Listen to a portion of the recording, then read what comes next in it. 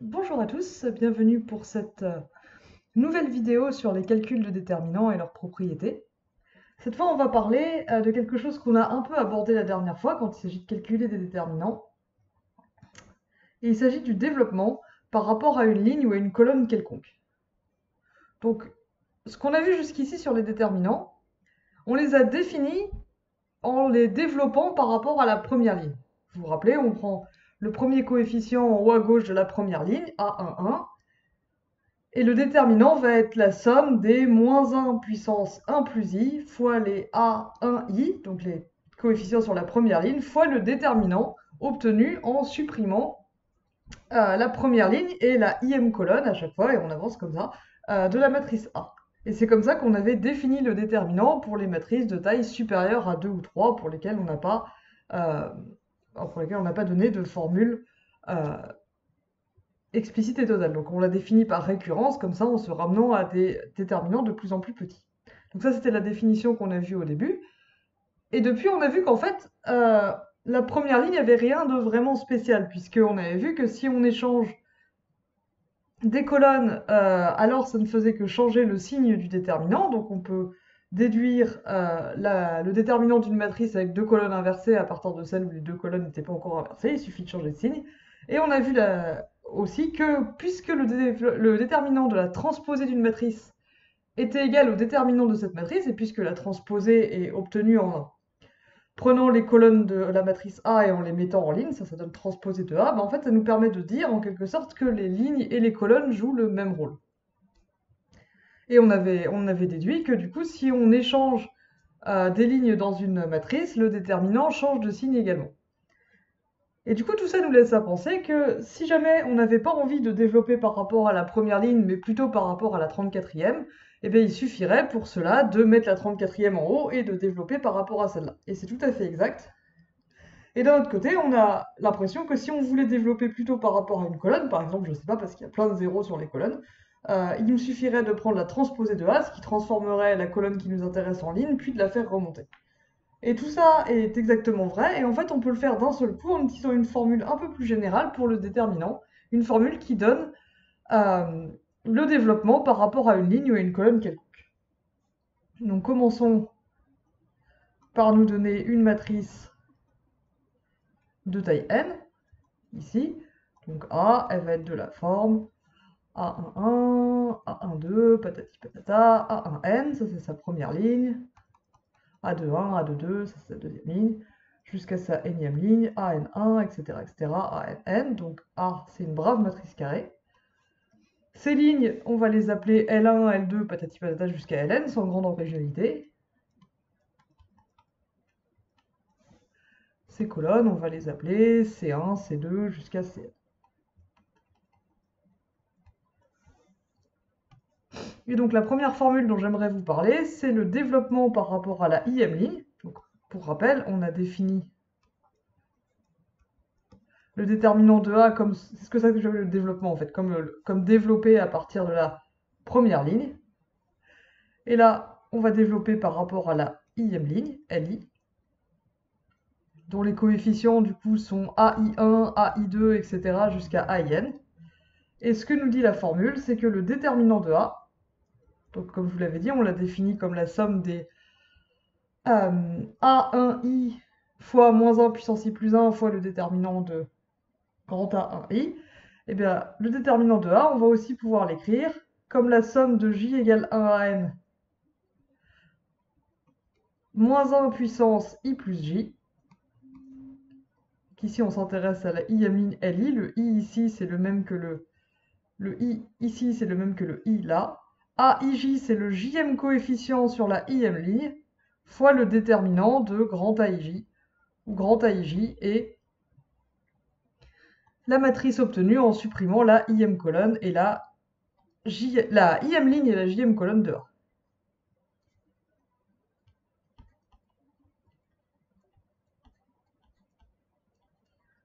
Ça, grand AIJ, sans grande surprise, c'est la matrice obtenue en supprimant la ième ligne et la jème colonne de A.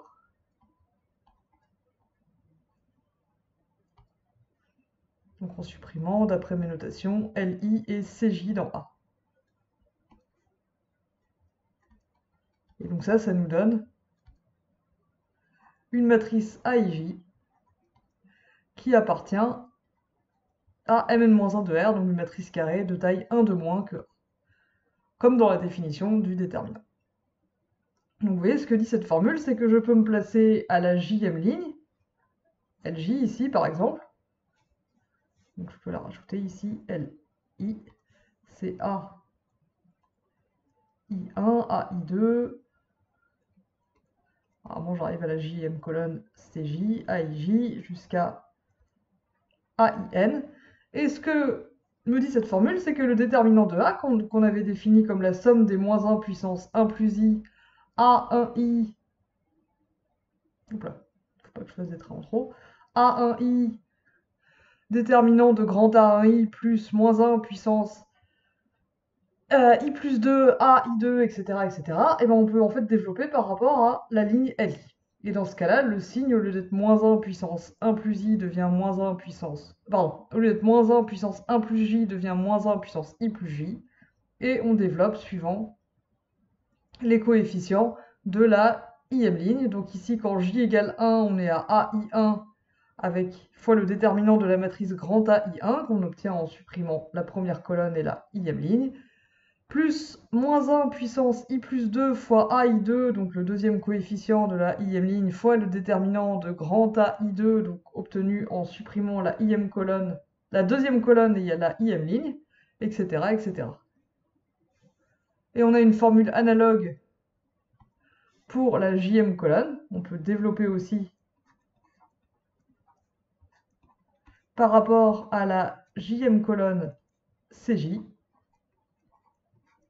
Donc on n'est pas obligé de développer par rapport à une ligne. Et on obtient cette fois que le déterminant de A, c'est la somme pour I allant de 1 à n. Donc cette fois, on va choisir une colonne, par exemple la première, et on va faire varier I. Donc on va partir de A 1, 1 pour I égale 1, ensuite A 2, 1 pour I égale 2, patati patata, A I1 pour I égale I, patati patata, jusqu'à A N1. Et après, la formule, c'est la même, moins 1 puissance I plus J fois AIJ fois le déterminant de AIJ. La différence avec la formule juste au-dessus, c'est que cette fois, on choisit la jème colonne, donc le J est fixé, et on parcourt la jème colonne, donc on va parcourir les I de 1 à n, ce qui nous donne effectivement, encore une fois, les AIJ déterminants de IJ. Mais cette fois, le J est fixé et la somme porte sur les I. Alors qu'ici, le I était fixé, on développait par rapport à la ième ligne, et on faisait la somme sur tous les coefficients de cette ligne, donc en faisant varier J. Et donc, vous le savez déjà, mais la jème colonne, du coup, ça va être tous les A1J, A2J, patati patata, AIJ jusqu'à ANJ.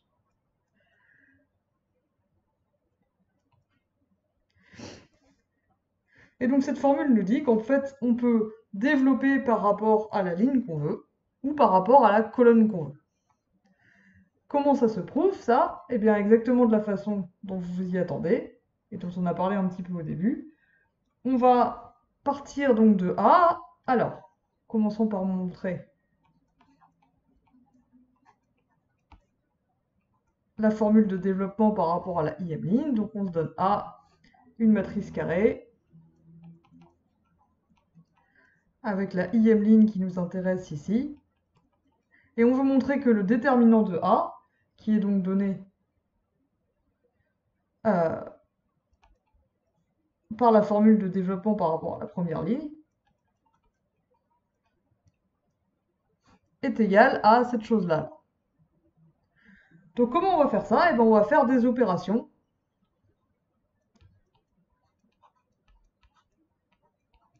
de permutation des lignes, dont on a vu la dernière fois, quand on a parlé de la transposée, que ça changeait le signe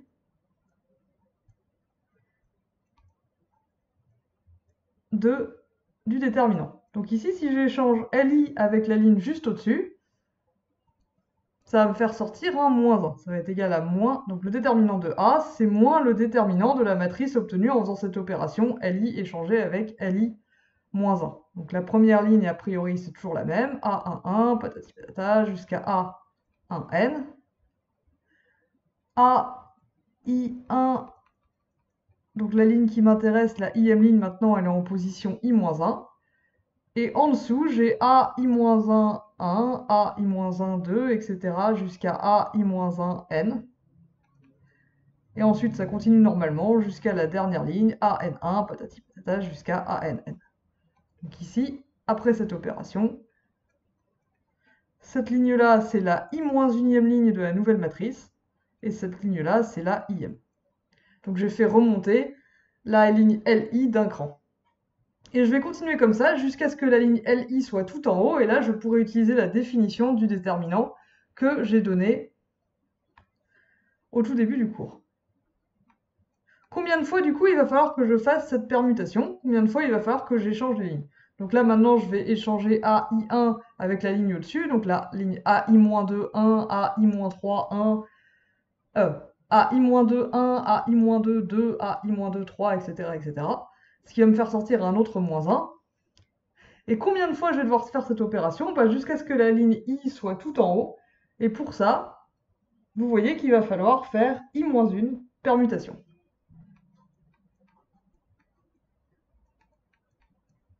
Donc,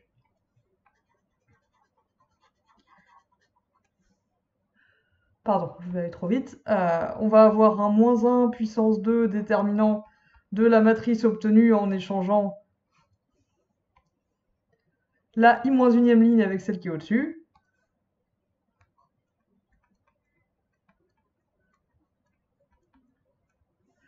Et en faisant I-1 fois cette opération pour faire remonter la ligne LI progressivement, on finit par obtenir, au bout de I-1 opération de permutation, la matrice où la ligne LI de la matrice A d'origine est tout en haut.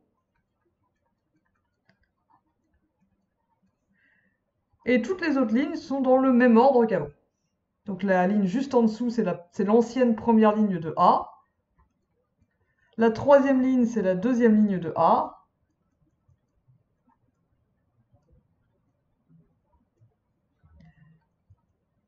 Etc., etc.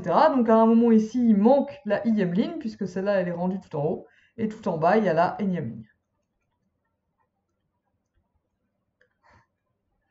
Donc j'ai moins 1 puissance i-1 fois le déterminant de cette matrice-là.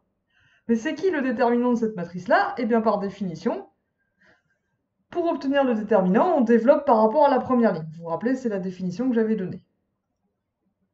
Et donc ça va être, le déterminant ici, ça va être moins 1 puissance i plus 1 fois la somme des coefficients de la première ligne, qui est maintenant la i-ème ligne de A, donc AI1 fois le déterminant de grand AI1, moins AI2 fois le déterminant de grand AI2, plus AI3 fois le déterminant de grand AI3, etc.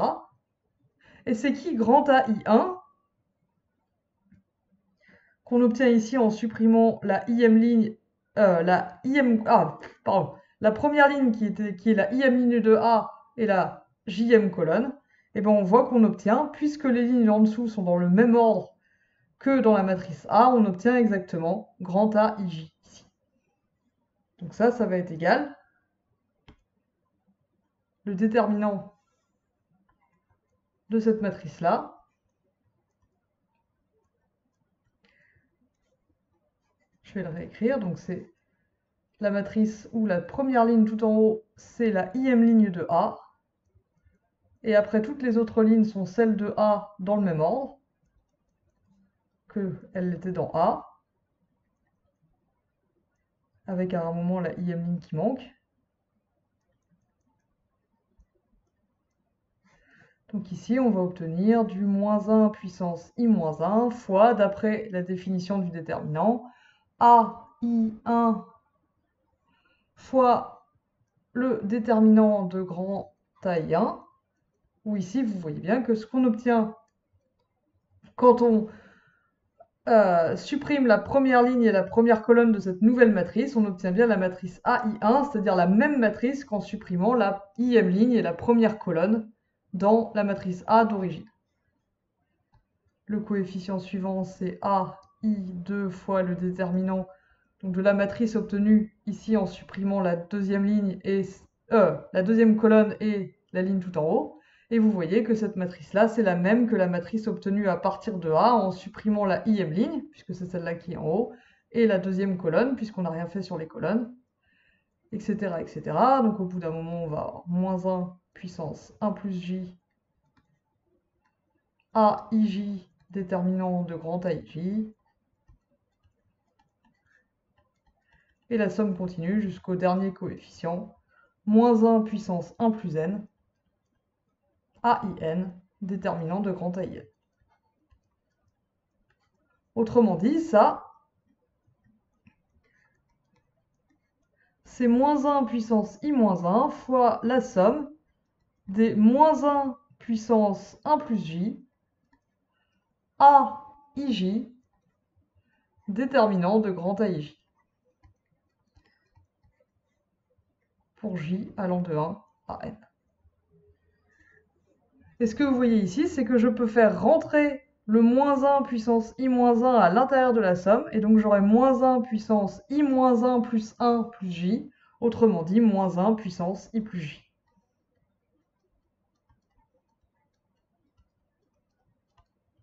Ce qui est bien la formule qu'on avait annoncée.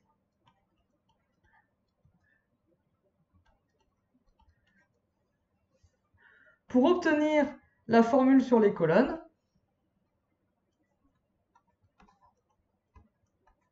vous vous en doutez, on commence par prendre la transposée de A.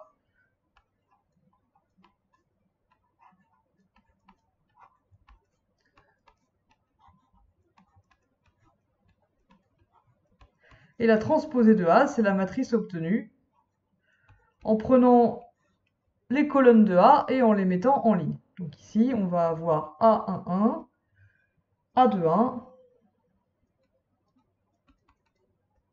AN1, ça c'est la première colonne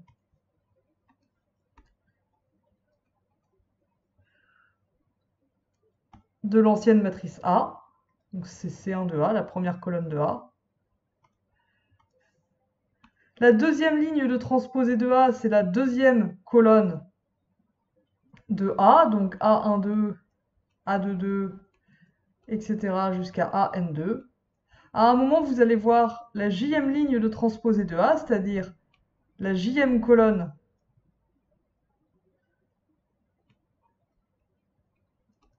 de A, qui cette fois joue le rôle d'une ligne, puisqu'on est dans transposée de A, et ainsi de suite, jusqu'à la nème colonne, qui est donc devenue la nème ligne.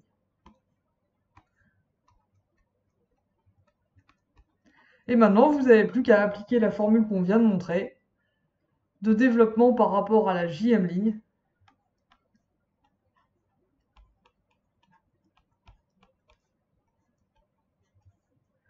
ce qui vous dit que le déterminant de A, ou plutôt le déterminant de transposée de A, c'est la somme des moins 1 puissance j plus i, AIJ, déterminant de grand AIJ, en utilisant la formule de développement par rapport à la jème ligne dans transposée de A, sachant que du coup la jème ligne dans transposée de A, c'est la jème colonne de A.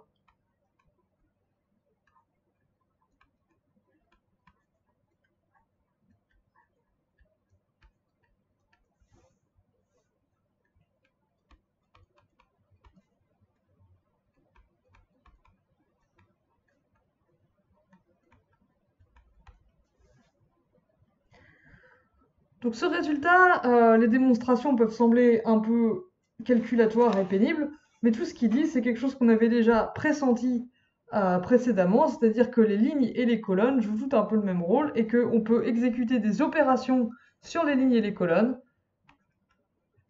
et ensuite développer par rapport à n'importe quelle ligne ou colonne qui nous arrange, et ça nous donnera le même déterminant, puisqu'on sait ce que ça fait quand on échange des lignes et des colonnes, et quand on transforme les lignes en colonnes et les colonnes en lignes. Donc la stratégie qu'on en déduit, c'est qu'on va utiliser les opérations sur les lignes et les colonnes pour faire apparaître autant de zéros que possible sur une ligne ou une colonne donnée, et ensuite on développera par rapport à celle-là. Donc prenons un exemple de calcul. Prenons la matrice de taille 4A, donnée par la première colonne, c'est 4, 4, 0, 1. La deuxième colonne, c'est 0, 2, 3, 0. Troisième colonne, 3, 1, 1, 2. Et quatrième colonne, 1, 0, moins 1, 3. Et on va calculer le déterminant de ça.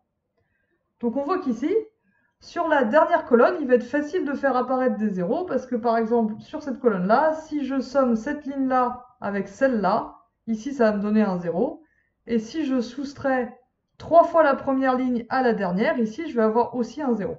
Donc on va faire ça. Sachant que ces opérations ne changent pas le déterminant, ce qu'on obtient, c'est que le déterminant de A, donc si je fais l'opération ligne 3, je la transforme, je lui ajoute la première.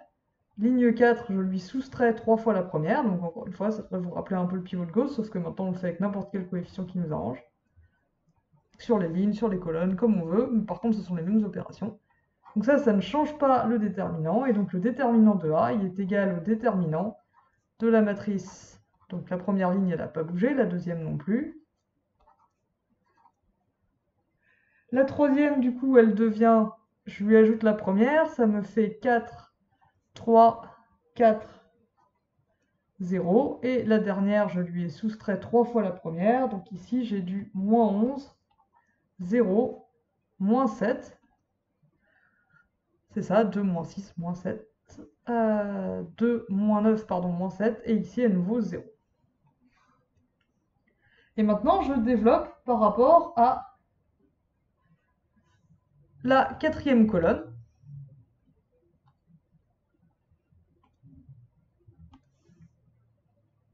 Et ici, je vois que j'ai un seul coefficient non nul. Donc en fait, je vais obtenir que le déterminant de A, hop là, donc ça c'est le développement par rapport à la quatrième colonne. Le déterminant de A, donc, qu'est-ce que ça va me donner?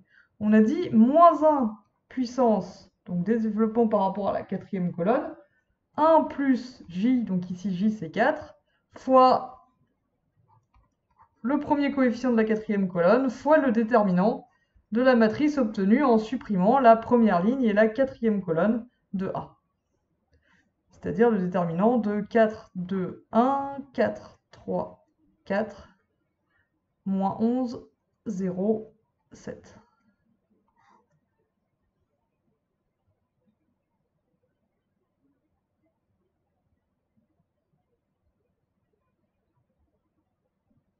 C'est bien ça. Et ici, je vois que, puisque je développe par rapport à la quatrième colonne, qui ne comporte par ailleurs que des zéros, tous les autres termes vont être nuls. Donc mon déterminant, c'est juste ça. Et maintenant, moins 1 puissance 1 plus 4, ça fait à peu près moins 1. Donc il me reste moins le déterminant de cette matrice de taille 3. 4, 2, 1, 4, 3, 4, moins 11, 0, 7. Donc là, je peux facilement faire apparaître un 0 sur la deuxième ligne en soustrayant la première ligne à la deuxième.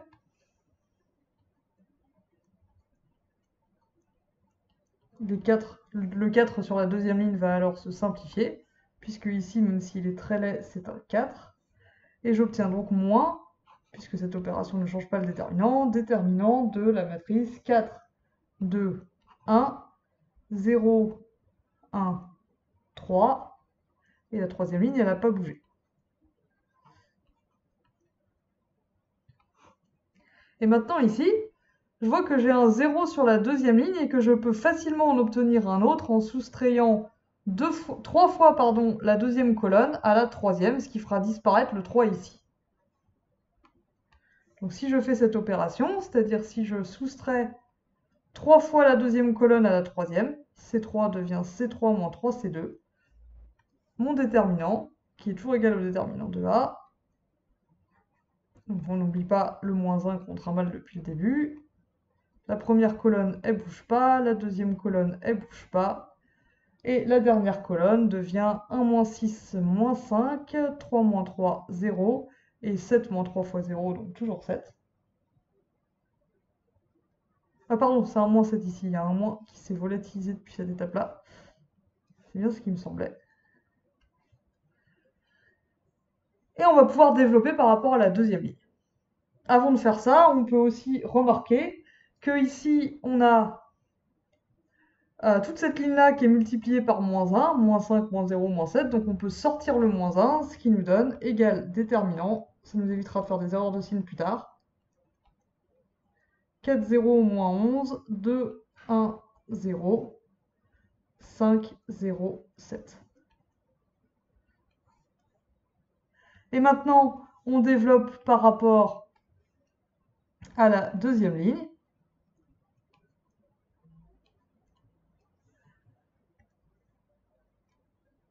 Ce qui nous donne donc moins 1 puissance 2 plus 1 fois 0 fois le déterminant de la matrice obtenue en supprimant la première colonne et la deuxième ligne, mais comme c'est un 0, le coefficient, ça ne nous intéresse pas, plus moins 1 puissance 2 plus 2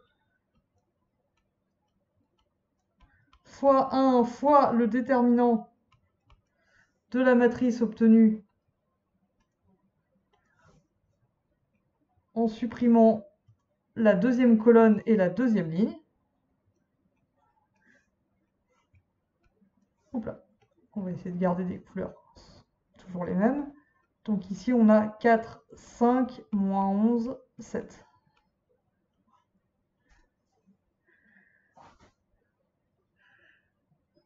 Et le dernier terme de ma formule pour le déterminant de développement par rapport à la deuxième ligne, c'est aussi 0, donc il n'apparaît pas. Donc ici, on a juste ce terme-là. Moins 1 puissance 2 plus 2, ça fait 1. Il nous reste donc le déterminant de cette matrice de taille 2 là.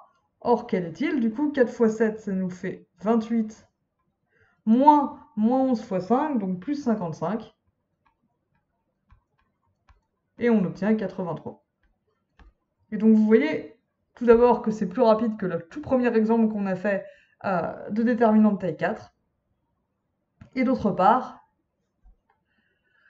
vous voyez aussi qu'à chaque itération, il y a plusieurs choix qu'on pourrait faire. Par exemple, ici, j'ai choisi de supprimer le moins 1 qui est là, mais en fait, j'aurais tout aussi bien pu supprimer le 4 qui est là en soustrayant la première ligne à la deuxième.